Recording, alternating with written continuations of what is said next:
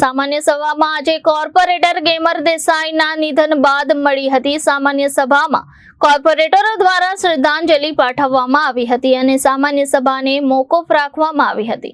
શાસક અને વિપક્ષના કોર્પોરેટરો દ્વારા ગેમર દેશના પરિવારને તમામ રીતે સહાય આપવા માટે એક સુરે વાત કરવામાં આવી હતી।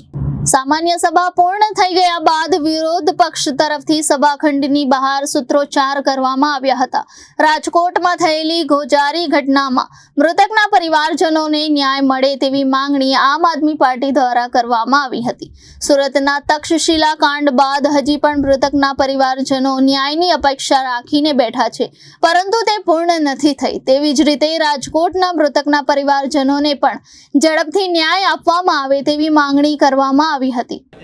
જી, આજે આપણને બધાને ખબર છે કે રાજકોટની ગુજરાતની અંદર અવારનવાર દુર્ઘટનાઓ બનતી હોય છે અને છેલ્લે જ્યારે રાજકોટની અંદર ગોઝારી દુર્ઘટના બની, જેમાં ઘણા બધા પરિવારો બરબાદ થઈ ગયા। પરિવારો જે કહેવાય ને કે એક પિતાનું, જે હમણાં અમે ન્યૂઝમાં જોયું હતું કે પિતાનું રુદન, અને એમણે કીધું કે ભાઈ દર વખતે ન્યાય નહીં માંગીએ અમે, જો ન્યાય નહીં મળે તો હું ખુદ મારી નાખીશ, આવા શબ્દો બોલવા પડે। એનો મતલબ એવો થાય કે એ પિતાને પણ આ સરકાર ઉપર ભરોસો નથી।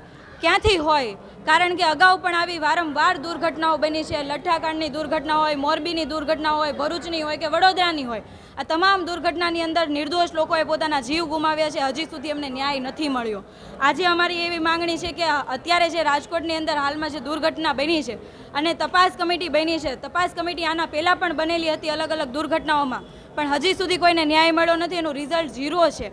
તો આમાં પણ રિઝલ્ટ 0 ના આવે। જે કોઈ કસૂરવાર હોય, જે કોઈ ગુનેગાર હોય, તમામની વિરુદ્ધમાં કાયદેસરની કાર્યવાહી થાય, સજા આપવામાં આવે, જેના કારણે આવનારા સમયની અંદર આવી કોઈ દુર્ઘટના ન બને અને કોઈ નિર્દોષ લોકોનો આમાં જીવ ના જાય। જ્યારે આવી કોઈ દુર્ઘટના બને છે ત્યારે તંત્ર સફાળું જાગતું હોય છે, શાસકો વાહવાઈ લૂંટવા આવી જતા હોય કે કોઈ પણ ચબરબંધીને છોડવામાં નહીં આવે, પણ અત્યાર સુધી કયા ચબરબંધીને પકડવામાં આવ્યો એનો તો ક્યારેય ખુલાસો કર્યો નથી।